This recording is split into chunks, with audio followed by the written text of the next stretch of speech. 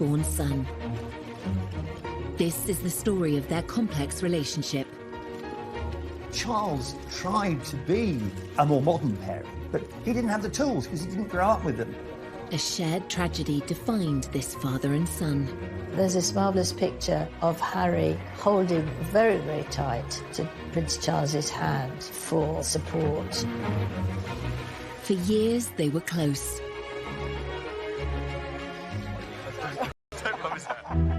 Until a shocking interview exposed the cracks in their relationship.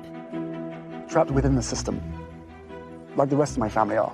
These are seismic statements to make. Charles Hugh felt very exposed by his son. Tonight, royal insiders explain how this relationship fell apart.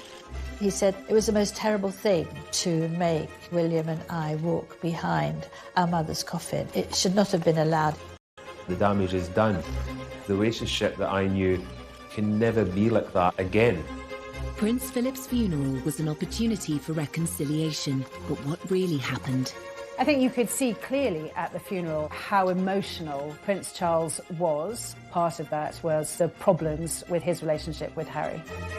And what lasting effect will this royal rift have on the House of Windsor?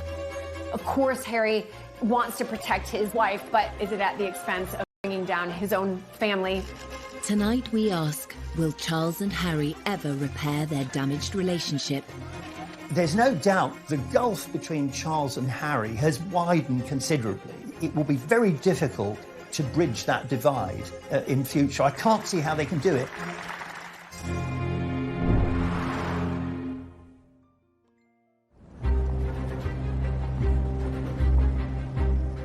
March 2021. The Duke and Duchess of Sussex sit down with Oprah Winfrey for an explosive and revealing interview. It will rock the foundations of the royal family. Please explain how you, Prince Harry, raised in a palace, in a life of privilege, literally a prince, how you were trapped. Trapped within the system, like the rest of my family are. My father and my brother, they are trapped. Harry's claims exposed the unhappiness of the couple's life behind palace walls. They also revealed the full extent of his estrangement from his family, particularly his father. The person that was really sort of knocked to the ground in that interview with several punches was Prince Charles. 100%. The takeaway from that interview was that there is a real rift, there is real distance, there's real anger. You could see that it was, but at the same time he wanted to. He wanted to get a message through that he has struggled deeply with what's been going on, and there are definite fractures in the relationship. These are seismic statements to make about one's own family members. And I wonder whether, from Charles's point of view, he would have felt very exposed by his son.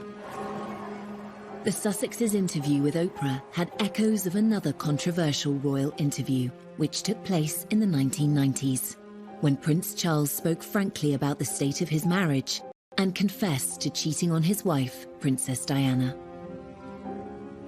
Did you try to be faithful and honourable to your wife when you took on the vow of marriage? Yes, absolutely. And you were? Yes. Until it became irretrievably broken down. In the back of Charles' mind, there would have been a certain amount of guilt because it would have brought up memories of his own attempt way back in 1994 to get the media on his side. So on the one hand, he was being criticised by Harry and was probably very upset by that. But on the other hand, it's very difficult for me to sort of attack him for doing something which I myself did, you know, when I was young. Every single time anybody agrees to one of these huge interviews, they're doing it for one reason and one reason only. They're doing it to put their side across because they assume that when they have done that, everybody will be on their side and love them even more. And we've seen so many times in the past how mistaken that can be. While Charles's interviews stunned the world in the 1990s, his son's revelations may have gone a step further and hurt those closest to him, including his father. There's no doubt the gulf between Charles and Harry has widened considerably. I mean, I think if they're not careful, it will be very difficult to bridge that divide in future. I can't see how they can do it. Grant Harold was a former butler to Prince Charles. He witnessed firsthand the loving bond the royal father and son once had, which has now seemingly been lost. The damage is done, and that makes me sad, because the relationship that I knew, which was a loving, caring, fun relationship, can never be like that again. Prince Harry's decision to speak so candidly was a dramatic move. To understand why it happened, we must return to the beginning of Harry's life and consider events that took place soon after he was born. 15th of September 1984. Well-wishers around the world celebrated the birth. He was known to his family as Harry, and his father was acknowledged in his full given name, Henry Charles Albert David Windsor. At the christening, they were both looking incredibly happy. William was a tearaway, he was running around like mad, but Harry was quiet and peaceful. In public, Charles and Diana were delighted by Harry's arrival, but in private, they're said to have clashed over how to raise their sons. Diana wanted them to experience the real world with a degree of freedom, a concept that Charles may have struggled with. Diana would, take them to what became a favourite with Bill Wyman, the Rolling Stones' Sticky Fingers in Kensington Church Street.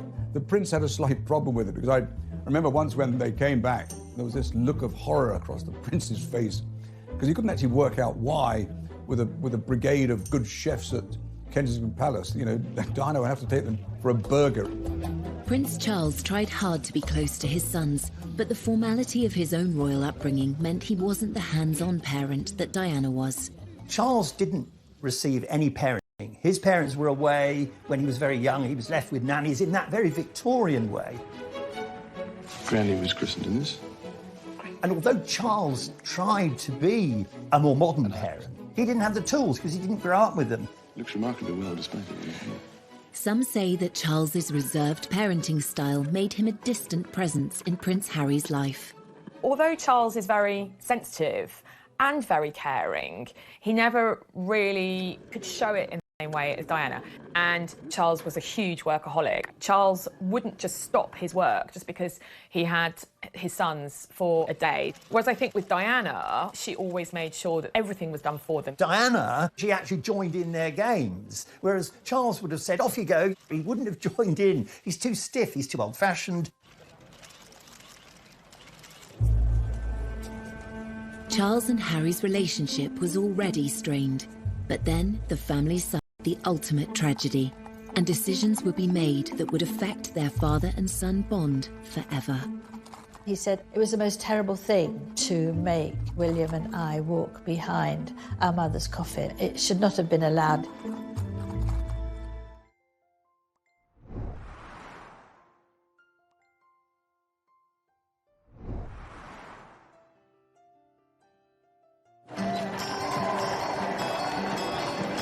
When Prince Harry was born, he and his brother William grew up initially in a happy family unit. But there were growing signs of tension between their parents. Diana said that during her pregnancy, but that it all went wrong after Harry was born. If these marital struggles created a distance between Charles and his young son, things were about to get worse. It is announced from Buckingham Palace that, with regret, the Prince and Princess of Wales have decided to separate. This decision has been reached amicably, and they will both continue to participate fully in the upbringing of their children. In 1992, Harry's parents went through a very public breakup. The 8-year-old now struggled as he was bounced between Charles's Highgrove estate and Diana's Kensington Palace apartment. What a child wants is stability, structure, and love from their parents, and that kind of constancy gives children a sense of safety. If they're going between two separate households, that can feel very destabilising for a young child. So suddenly Prince Harry was shuttling between the more relaxed, much more familiar household of Princess Diana and then the more dutiful, strict, timetabled household of Prince Charles. There was this sort of natural gravitation towards Diana, simply because Diana was the provider of the fun things that boys at that age actually wanted.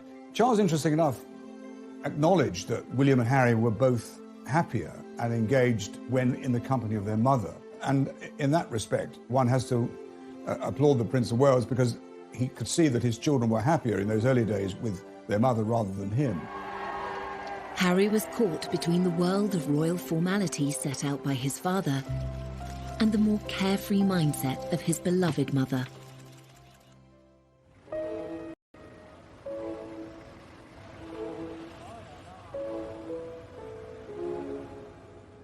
We have reports from Paris that Diana, Princess of Wales, has been killed in a car accident. Prince Harry had been with his father at Balmoral when the news broke of his mother's death in August 1997. Prince Charles tried to offer his young son the support he needed. Charles had this huge responsibility to protect the boys, and there's this marvellous picture of Harry leaning down to look at the notes and the flowers, holding very, very tight to Prince Charles's hand for support. It's a very, very moving moment, I think. In the immediate aftermath of Princess Diana's death, Prince Charles was very protective of his sons. He was determined that William and Harry would be shielded from speculation, from the press, from intrusion, and from people looking at their grief. At the funeral, however, it was a different story on the world. The private mourning of Diana's sons was on full public display. Princess Diana's funeral was one of the, and I say this as someone who was there, it was one of the most extraordinary things, I think, in the last century. It was a sort of maelstrom of grief, of astonishment, public display. Well, in the middle of all this vast sea of passion and emotion and public mourning, was a little boy. What we saw was the boys taking on the duty role. We see them doing their job, walking behind their mother's coffin. It is a deeply personal loss. And then to find yourself in this arena, surrounded by people openly grieving, weeping, throwing flowers, wanting to touch you, robs them of their own private grief. The royal family are very good at knowing what the public want. They're very good at putting on a show. They served up their grief in a ceremonial way that satisfied the millions.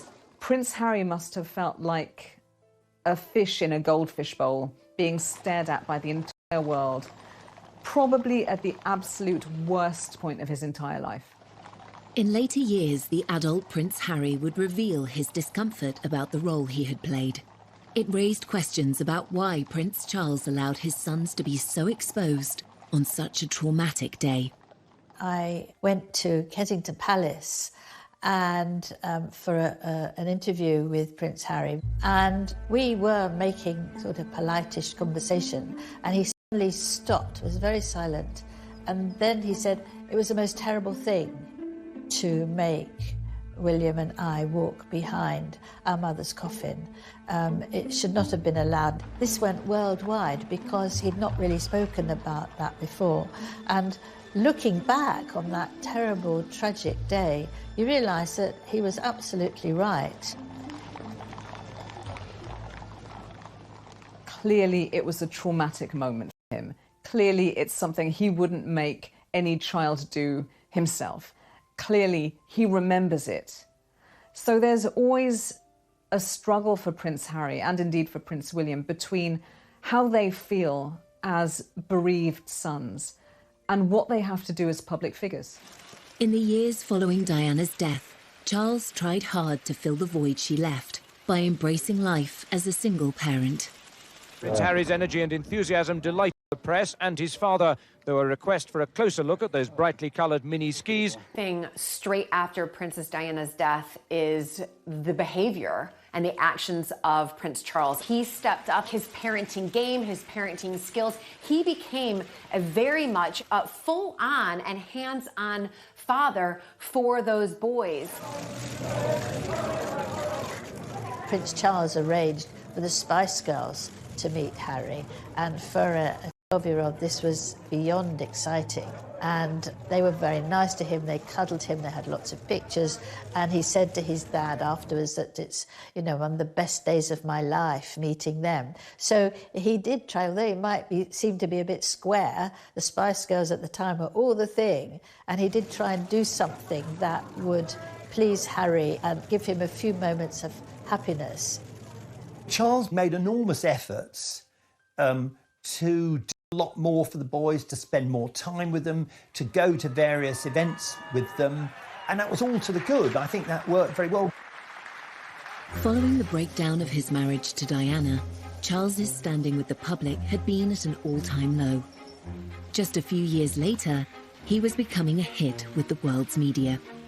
Charles was under so much pressure. He'd been criticised so much through the disintegration of his marriage to Diana. He was very self-consciously promoting this idea of him as being close to the two boys. This was really to try and overturn the earlier image of him as cold and aloof, while Diana was warm and fun. Oh. I remember the footage from the skiing trip, and it looks adorable. And then you've got dozens, if not hundreds, of official world's media photographing them and lobbing questions at them. My arms aren't long enough to get around it. And making sure that all those lovely father and son smiles are captured. Don't love his hat. There's always been a huge desire from the press to have photos of Charles and Harry and William. Charles's attitude was very much give them a bit of what they want and then they'll leave us alone. But I'm not sure that Harry was ever as comfortable with that. Unknown by the media, the young Prince Harry's frustrations with royal life were growing. This was compounded by the death of his mother, whom he believed had been hounded by the press. When Princess Diana died, Harry was only 12. As time passed, of course, you're going to start questioning, why did she die? Who caused the death? And we can see that from Harry, that he does absolutely blame the press. And it's something that has really, fast forward a few years later, that's when we really start to see Harry, in a sense, acting out, but who can blame him? As Harry grew from a vulnerable young prince mourning his mother into a rebellious teenager, stories of his nighttime escapades became regular front-page news. Harry's teens, by his own admission, were a very troubled time for him. Smoking and drinking too much, getting into trouble at school, cries for attention. It was one thing after another. They still me and I still read them. Why, I do not know, but I have to read them just for peace of mind, just to know what they've written and to see who wrote it and see who took the photographs, you know, write that down for later. When I was there, it was very much the days of when Harry was kind of called the kind of party prince. I remember on occasions, like on a Sunday morning, there'd be whatever Harry'd been up to the night before would be in the press. And then, obviously, I'd see him and I'd say to him, well, you had a good night then, kind of thing. And I'd have a laugh. And luckily, he would have a chuckle and he would go, maybe, you know, kind of thing. In 2002, newspapers revealed Harry had been caught smoking drugs and drinking underage in pubs near his father's home, Highgrove in Gloucestershire. For Charles, this was one misdemeanour too many. He sent his son for a day's visit to a drug rehabilitation centre. The palace viewed this with alarm. I mean, I think they always do, because anything that's out of control inevitably is damaging, especially for Charles, because it reflected badly on him as a parent. Prince Charles has got a lot of support today, not least because this is a situation that thousands of parents in Britain have faced. He insisted Harry should visit a drug rehabilitation centre. I think the idea was that it would give him a shock. He would go there and see, you know, what it was like if you allowed drugs to sort of take over your life. I suspect Prince Charles did that because in the eyes of the public, that's what the public wanted to see, or felt that he should do. But at the end of the day, you know, there's a lot of rebellious children who in normal families will do a little bit of underage drinking. So I think it's what do we need to show the public that we're doing in order to sort of hone in this behavior. Did this attempt at intervention by Prince Charles offer his son the support he really needed? I wonder whether, if that's the case, Harry would have felt, you know, shortchanged. You know, what I really need, Dad, is a lot of love, attention, structure. I need more face-to-face time with you because I'm struggling. This is a cry for help. I need you as my parent to step in and help me. So there might have been some tension around what was happening at this point in time. This would not be the last time Prince Charles would need to step in and make a critical decision in his son. Of Charles, the father, doing something that Harry, the son, didn't like.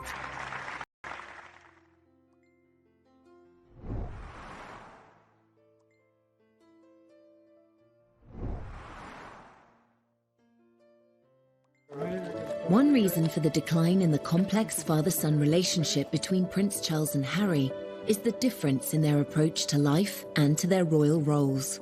Both men were shaped by their formative experiences at school. Charles was given a tough, formal education that emphasized duty. He was a sensitive, vulnerable child who was put through this most appalling education to try and toughen him up. From the age of 13, Charles was sent to Gordonston School in northeast Scotland, just as his father had been before him.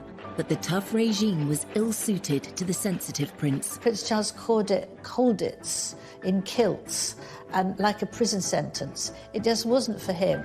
Prince Charles was bullied at school from end to end. He was completely and utterly, solidly miserable for the entirety of his time there.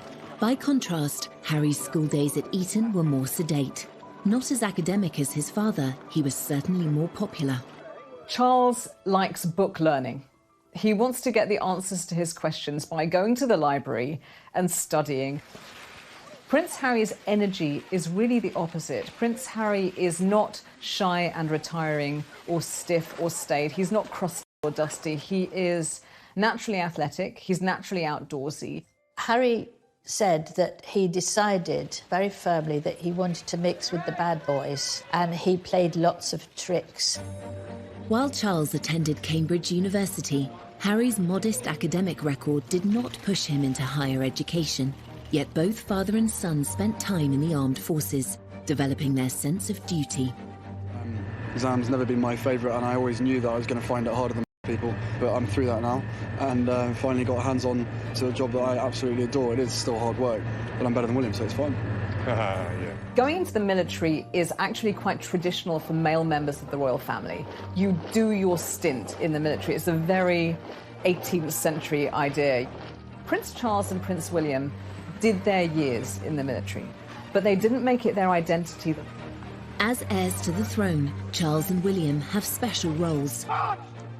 Whereas Harry saw in the armed forces an opportunity to create his own identity and purpose. If they said, no, you can't go frontline, then I wouldn't drag my sorry ass through Sandhurst. He could forget about himself as a royal. He could forget about the press intrusion. It was as if his army experience gave him what the colleagues loved him. They barely can even think of him as sort of a prince. He's just Harry to them. He's one of them. Even as Harry's service career thrived, the interest shown by the press was growing intense. His father tried to help. At that point, Harry was third in line to the throne, so a massive target for any enemy to want to take him out. The first time was under absolute secrecy, and Charles was very much involved in that. And he spoke to the MOD, he spoke to the head of the army, and they all came up with this plan to deploy him, but to keep everything secret, so no one knew. When he was deployed to the front line in Helmand in December 2007, even his butler was unaware.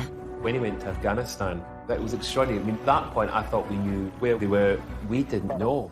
It didn't stay a secret for long. The prince on the front line, Harry on active service in Afghanistan.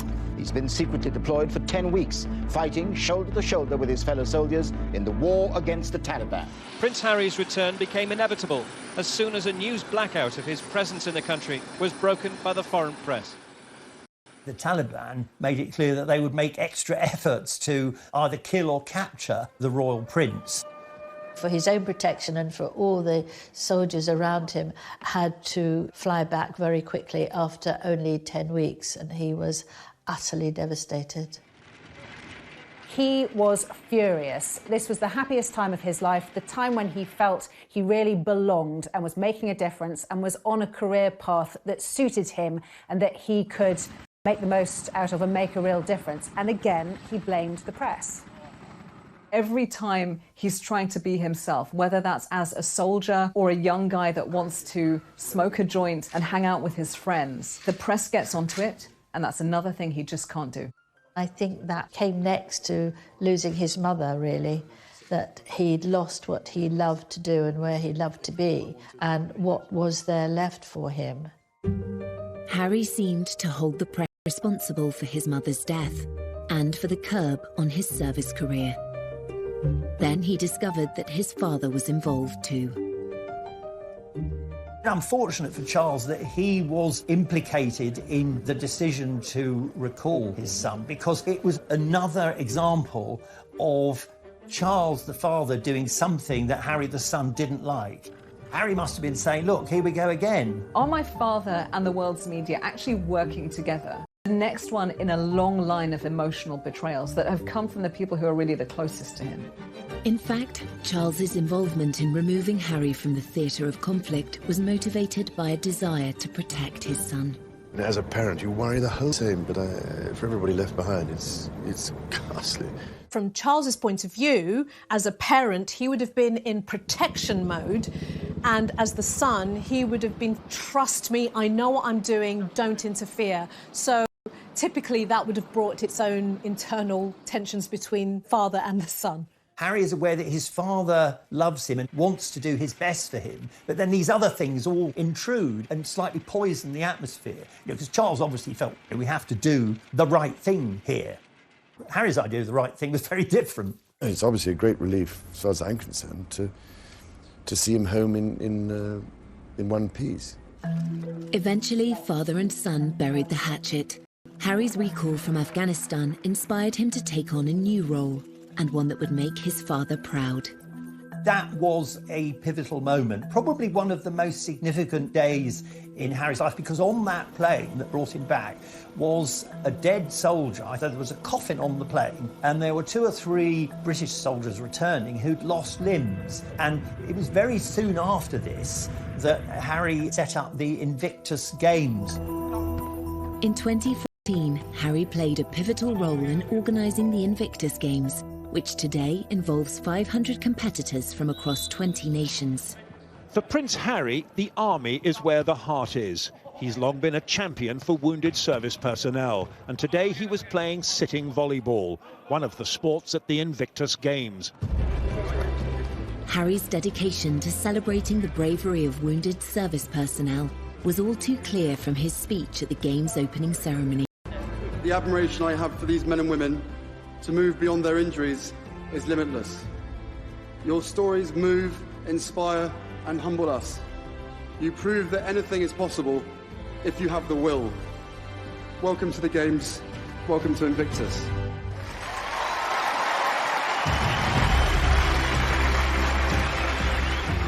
It was to prove a golden period for a now united father and son. Charles was very, very proud of Harry. What parent wouldn't be proud of their child coming through and blossoming and showing real confidence, real purpose, creating something that embraces a huge community? That is a huge step forward.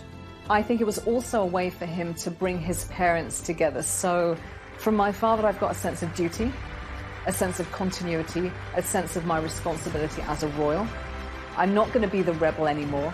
And then from his mother, he has the human rights aspect, the international aspect, the charity aspect. And those two things fused together really powerfully, and they're still fused together.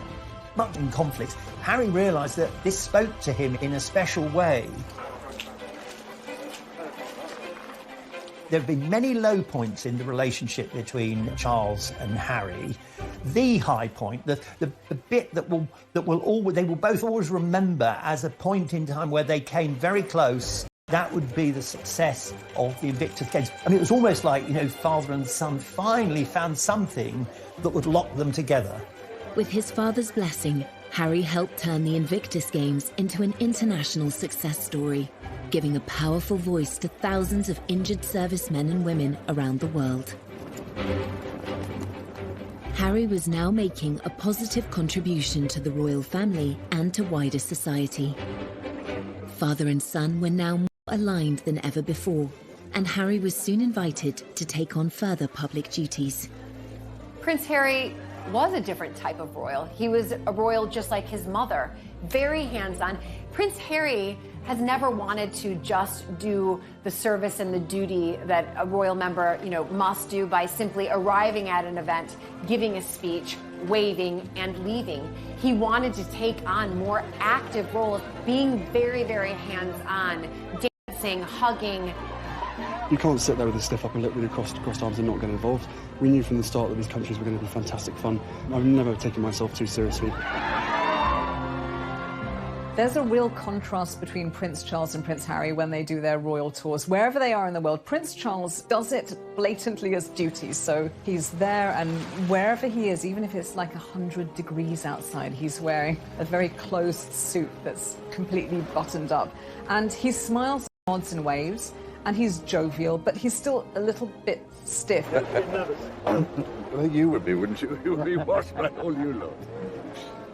Prince Harry on international royal tours is clearly having a really good time. We see Harry as much more at ease in his own skin.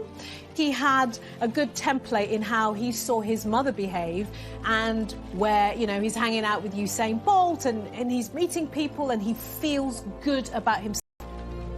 This was Golden Harry, the bloke that everyone wanted to go and have a drink with, the bloke that all girls wanted to go and have a flirt with. He was that kind of the action Jackson superhero that had served his country and kind of could do no wrong. Charles and Harry were very close, probably as close as they've ever been. There's a famous Oscar Wilde quote which says about children and their parents. It says, first we love our parents, then we judge them, sometimes we forgive them. For 3 decades, they were moving on and putting the past behind them, as this illuminating interview with Prince Charles from 2018 suggests. Your children always surprise you, really, because you think they pull your leg all the time and appear not to pay any attention at all. In fact, you then later discover perhaps they did, good Lord, don't tell me you actually listened. Or... The relationship between Harry and Charles has suffered since 2018.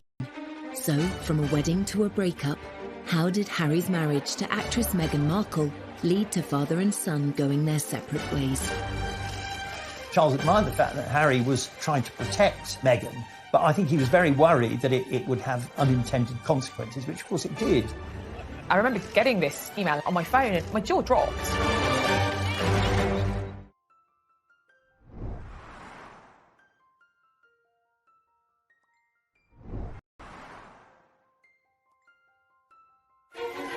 Royal history shows that affairs of the heart often clash with responsibilities of the role.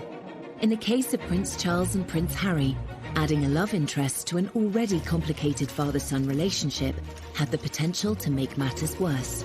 This is a repeating pattern over generations in the royal family. We've seen it with Charles, Diana and Camilla. That tension between wanting to be the person you love, being in a family business, and also being a member of a family. Harry was just 10 years old when his father shocked the world and described the tensions in his marriage to Princess Diana, as well as his own adultery, in a frank TV interview. I have, on the whole, tried, I think, to get it right. I mean, constantly, people scrutinising. So, I mean, I have always tried to get it right, try to do the right thing by everybody. So you can imagine, it's not a very happy or encouraging thing when this sort of business happened. So when his own sons started dating, it seems Charles advised them to choose their ideal partners based on love, rather than any other considerations.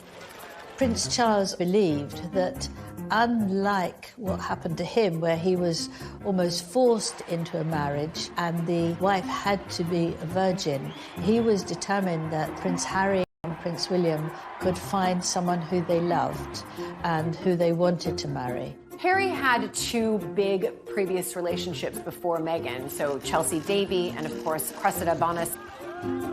But while they appeared happy on the arm of the dashing prince, they weren't so keen to become princesses. Chelsea was like, absolutely not. I don't want to be in the public eye. I don't want to be written about in papers. And the same thing with Cressida. We know that both of those girls ended that relationship because they did a member of the royal family. Eventually, Harry did find the love of his life, and royal reporters are still kicking themselves that they didn't spot the signs. It's all very formal, obviously, when you're covering the royals, and there we were in one of the very smart rooms in Buckingham Palace, and Harry came bounding over, saying, "Hi, Em, how are you doing?" We're like, "You're tanned, or is it burnt?" And he said, "Yeah, I know. Africa was amazing. Oh, it was so good." I thought, wow, Harry's in a good mood. Like, I had never seen him quite so animated and quite so happy. And that was about 6 weeks before the news broke that he was dating Meghan Markle. And of course, one of their first dates had been in Botswana. Hey, when did you know she was the one? Very first time we met. Harry and Meghan's romance was embraced by the royal family. In that happy time, there was no sign of any tension between father and son. They welcomed Meghan with open arms. Prince Charles admired the fact she was self-made. Charles, he's slightly obsessed with the idea that somehow you've got to retain the magic of the royal family, but you've got to modernise. And what better way than to welcome a woman who's not only divorced, but American and of mixed race. And I remember the Queen invited both Meghan and Harry to Sandringham, which is a huge thing because couples, unless you were married, you just didn't get invited. They liked her very much, but of course, it didn't take the press long to start writing things about Meghan, to do the sort of things that would make Meghan worry, but also the royal family worry. Newspapers were soon filled with opinion on whether Meghan was a good fit for the royal family. Whilst initially there was a huge amount of admiration and hero worship when Meghan first came on the scene, there were some media outlets that ran some really disgraceful articles with headlines about straight out of Compton or exotic DNA, very old-fashioned opinions, borderline racist opinions. And the trouble is that one article like that is one too many. Meghan, we've discovered, has a very, very thin skin. But we have to remember that Kate did. They used to call her Weighty Katie. She had a terrible time, and Camilla had a dreadful time in people accusing her of causing Diana's death. I know Camilla spoke to her and they had lunch together, tried to help her get used to things and give perhaps some of her own experiences so that she wouldn't feel that she was being targeted. The royal family may have been reassuring Meghan behind the scenes, but it's their standard practice not to complain in public about press treatment. By apparently not speaking up for Meghan, Charles seemed to find himself taking a very different path to Harry. Statements, these underlying racial tones need to stop. I remember getting this on my phone and my jaw dropped, actually, because press statements from members of the royal family are normally really bland and really boring. I mean, this was Harry. Anger. The anger was leaping off the page with his words and the tone. This was an unprecedented move, really just instructing the press to back off and leave Meghan alone. Charles admired the fact that Harry was trying to protect Meghan, but I think he was very worried that it would have unintended consequences, which of course it did. Handling the press is like handling gelignite. You know, it's almost impossible to do it safely. Despite Harry's insistence on tackling the press, his relationship with his father appeared stronger than ever. He felt able to ask Charles to play a significant role at his wedding. Meghan's father infamously didn't come to the UK for her wedding because he said he had heart problems and he was in hospital. There was the question of who would walk Meghan down the aisle. Prince Harry asked his father, and what could be better than having the heir to the British throne walk your beautiful bride down the aisle?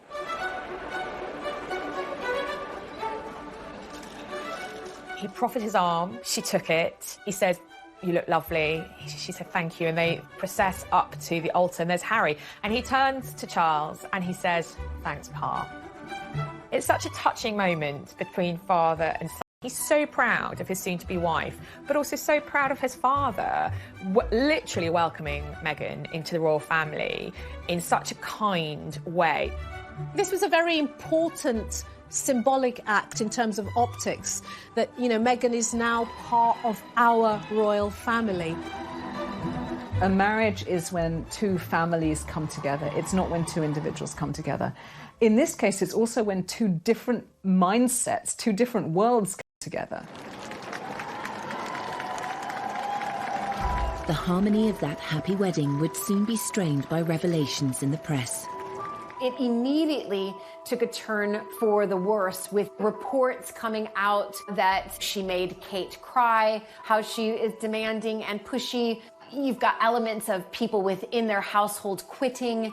You're almost to the point, like, what's true, what's not true, but certainly these can't all be untrue, can they? I personally began to see the wheels coming off. Harry was absolutely furious at the leaks, at what was being written. Everyone who knows anything about the press, the more angry you get, the bigger the story. The only way to do it is simply to ignore the press. And of course, Harry was never going to do that. For Harry, years earlier, as he pointed out in the documentary, Harry and Meghan, An African Journey. And part of any job, like everybody, means putting on a brave face and turning a cheek to a lot of the stuff. But again, for me, and for my wife, you know, of course there's a lot of stuff that hurts, especially when the majority of it is untrue. I will not be bullied into playing a game that killed my mum. So I will always protect my family, and now I have a family to protect. So he's now thinking, oh my God, the curse is coming around again. It's happening again, one generation on. So decades have passed, but nothing's changed. Everything that she went through and what happened to her is incredibly raw every single day. And that's not me being paranoid, that's just me not wanting a repeat of the past. Harry's perception is that his mother wasn't protected. She wasn't safe when she died. She was being pursued by the paparazzi. She didn't have the security detail that she deserved. If only she'd had what she needed, she may have made it. If Harry harboured a belief that Charles could have done more to protect Diana, resentment would certainly have resurfaced when his father chose not to defend Meghan publicly. Harry, he was like, enough is enough. I'm not standing for this anymore. And he also couldn't understand, and indeed she couldn't understand, why members of his family, particularly his father, were not standing up and saying, you know what, this is unacceptable. Father and son may have been at odds, but the famously close relationship between William and Harry still seemed unbreakable. Every year we get closer. The one person on this earth who I can actually really, you know, we can talk about anything and we understand each other and we give each other support. Yet by 2019, even this sibling bond was under strain, and the world had its first hint of another royal rift.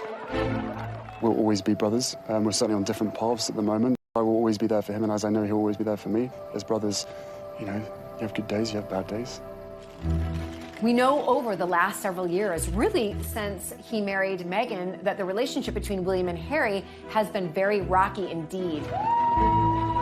Prince Harry's determination to defend his wife whilst his father and brother stayed silent seemed to drive a wedge through the family. Protecting his marriage and protecting his wife were his number one priorities. We know that many members of the royal family feel that service and duty to the crown and to the royal family are their number one priorities, and there's a clear difference there. It's sad for me because when I was... And then came a bombshell revelation that would lead to the biggest split in the royal family for 80 years. Can you put up with this? Was it surprising to them? Probably not. Were they happy about it? Definitely not.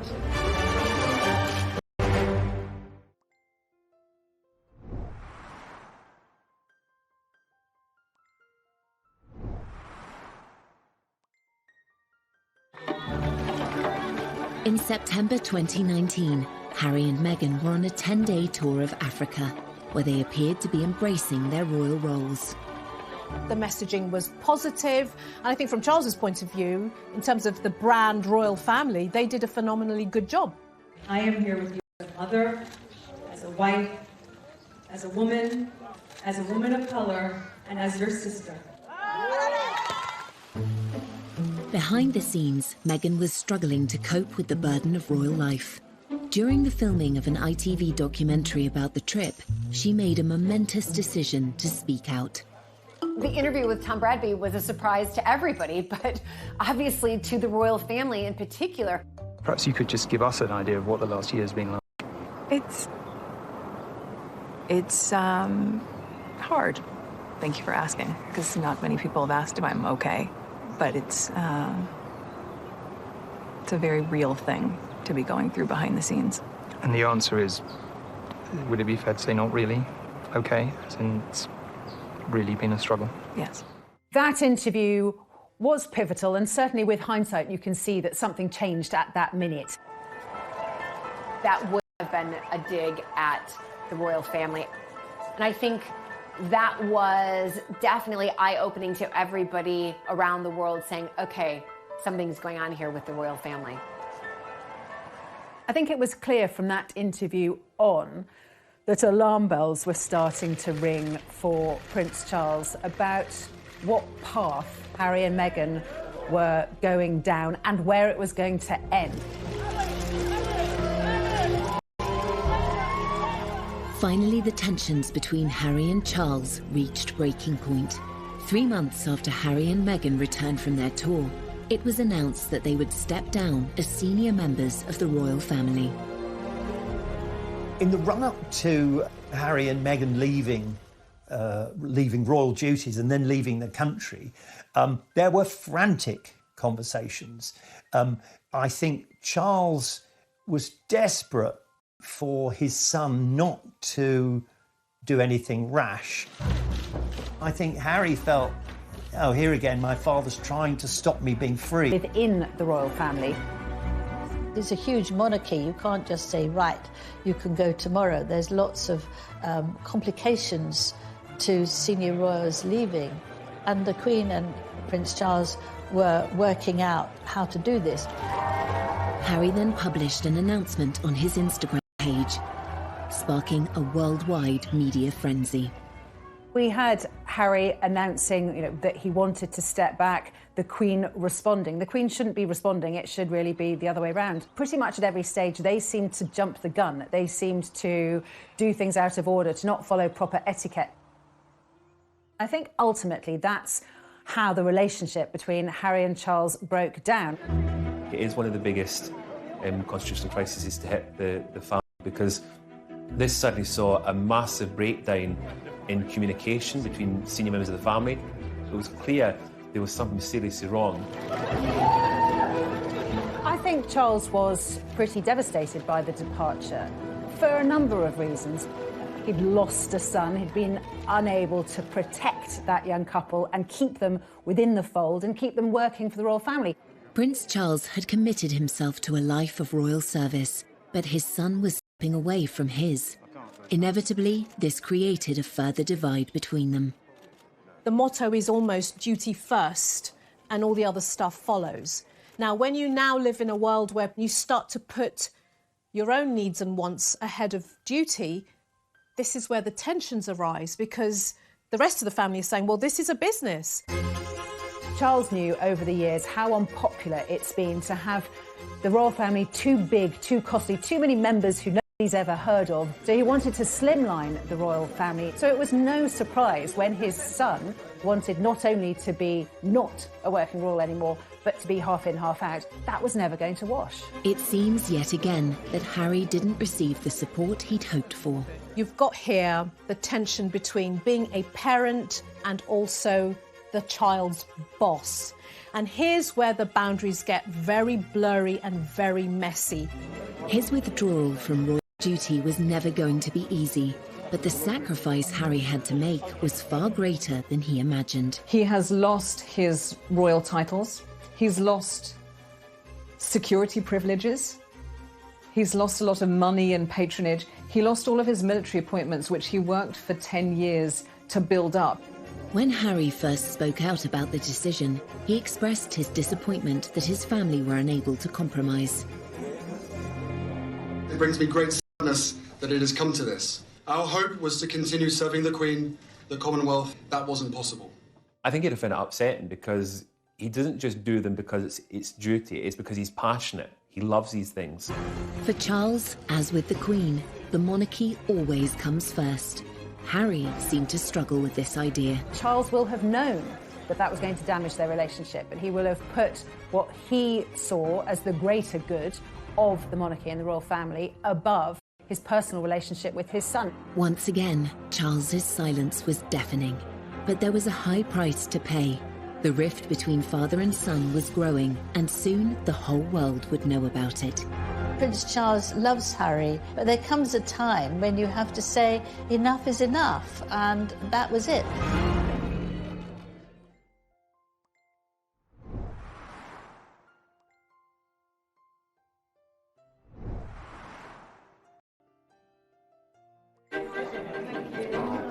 Will you miss Harry and Meghan? In February 2021, nearly a year after Meghan and Harry stepped back from their royal roles, it was announced that their move would be permanent. Weeks later, Harry made the pivotal decision to appear on global television and discuss the issues he has with his father in front of an estimated audience of 60 million. When we were in Canada, I had 3 conversations with my grandmother and 2 conversations with my father before he stopped taking my calls. So you just said that your dad stopped taking your calls. Why did he stop taking your calls? Because I took matters in, by that point, I took matters into my own hands. There was never ever a time when I worked for Prince Charles and William and Harry that I would never be told not to put a phone call through from the boys to their father. But this is how serious it has become, that he doesn't want to answer the calls of his son.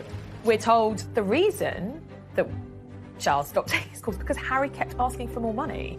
Charles is not someone who likes confrontation, so effectively, he just stopped taking his calls. Charles doesn't have a mobile phone, so it is just literally phoning the switchboard and asking to be put through to wherever he is. Prince Charles loves Harry, but there comes a time when you have to say enough is enough, and that was it. And they got back talking on the phone a short while afterwards. Harry also disclosed that Charles had put an end to the private funding he was providing for his son. My family literally cut me off financially, and I had to afford security for us. I suspect it was that bit of the interview which upset Charles the most, that he felt very let down. Before Harry stopped being working royal, he would have only got about 5% of his income from the sovereign grant. The other 95% would have been from his father's personal wealth and from the Duchy of Cornwall. Charles was paying about £5 million a year for Kate, William, Harry and Meghan. That's a significant amount of money. That money pretty much disappeared when Harry and Meghan moved to Canada and then to the United States. And that's where the problem arises. Harry slightly feels that not giving him the money he wants is not giving him the love he wants. Harry, he's got 30 million, most of it from his mother, but also a considerable amount from Elizabeth, the Queen Mother. So he's not exactly what you would call poor. One issue raised in the interview seemed more sensitive for Harry than any other. On the security element, I never thought that I would have my security removed because I was born into this position. I inherited the risk. So that was a shock to me. Going back to Diana's death, paying for security will be something that Harry feels passionately about, that they need that security, that without that security their lives are in danger. So you can see how this issue is one of great emotion for Harry. Harry's frustration with his father was clear. Could Charles be doing more for his son? They have stepped down. So I think that to justify, again, Prince Charles paying for that security is difficult. Had they stayed in this country as working members, working senior members of the royal family, we'd be in a completely different situation right now. As father-son rifts go, royal status adds unique complications. The public nature of this feud only makes matters worse. But even after Harry's shocking claims, Charles, again, remained silent. Harry knows very well that the Queen, his grandmother, aged nearly 95, and his father, who has followed in her footsteps, believe in the motto, never complain, never explain. So he would know absolutely that they couldn't come back and say what the truth was, or give even their side of the truth. But we know that in private, he let it be known that he felt very let down by the interview. After the interview, Gayle King, who has become a close friend of Harry and Meghan's, she said on her morning show that Harry had spoken to his father and his brother after the interview, but talks have been unproductive, which I think only really added fuel to the fire. William and Charles thought, whatever. The claims that Harry made about his father could have a serious effect on the monarchy, which Charles has worked so hard to protect. It can be damaging. That's the reality. That interview overnight could have changed the public opinion of the family. Of course, Harry wants to protect his family, his wife and his child and his unborn child, but at what expense? Is it at the expense of bringing down his own family, family that he's known for 36 years? In the midst of his many grievances, Harry made an emotional admission to Oprah Winfrey of his hope for a reconciliation. Of course, I will always love him, but there's a lot of hurt that's happened, and I will continue to make it one of my priorities to try and heal that relationship. With the recent passing of the Duke of Edinburgh, could the shared loss in the family become an opportunity? Before the Duke of Edinburgh's funeral, Harry wrote Charles a letter. Charles is a prolific letter writer and actually prefers letter writing to all other methods of communication. And Harry wrote Charles a letter, I think partly apologising for Oprah, but I think wanting to explain. From Harry and Meghan's point of view, they felt that none of the royal family were listening to them. That was partly one of the reasons they had to literally walk away. And of course, at the Duke of Edinburgh's funeral, that was the first time that William and Charles had seen Harry for an entire year.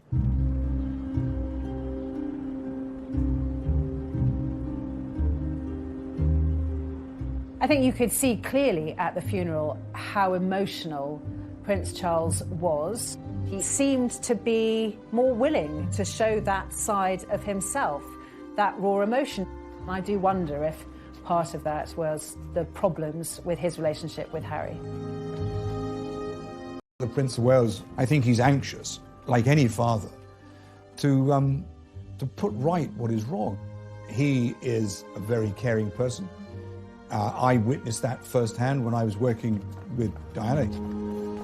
Whatever protocols he abides by, which he does, of course, he will have an undying desire to make sure that his children are safe and happy. Charles's last-minute decision to break with protocol and have his family leave the chapel walking side by side rather than being driven seemed to be a positive step in rebuilding bridges. I think that this was probably done to try to force some conversation and perhaps repair some of those relationships that we know are not thriving at the moment. We're told Harry and William haven't spoken back up to Windsor Castle, and then the feed cut. And we're told that Charles also spoke to Harry, his younger brother, and to William when they were in the quadrangle of Windsor Castle. But I'm told that, yes, the three of them did talk, and it was kind of baby steps to repairing those fractured relationships. Well, it is often said that funerals are moments of reconciliation, and that is a sight, let's be honest, that many people really wanted to see, not least those in the family themselves. Whether that's just a starting point to fix the relationship will, of course, depend on what happens behind closed doors. After all that's happened, can the bond between Harry and Charles ever be repaired? Emotionally, they seem worlds apart, and I think it's going to take a lot of work from both of them to try and find common ground where they can communicate as father and son. But what I saw from Harry was a lot of deep-rooted pain that may go back quite a long way. There is a need, in a way, to reach the point where Harry forgive Charles for all the turmoil of Harry's early years. And it may be that Harry needs the distance of being in America, not being a royal who works as a royal. He may need that in order to reach the point where he can forgive Charles. Like with any relationship, relationships can be repaired with a lot of hard work and, to be honest, a lot of time. And I think in this case, a lot of time is going to be needed.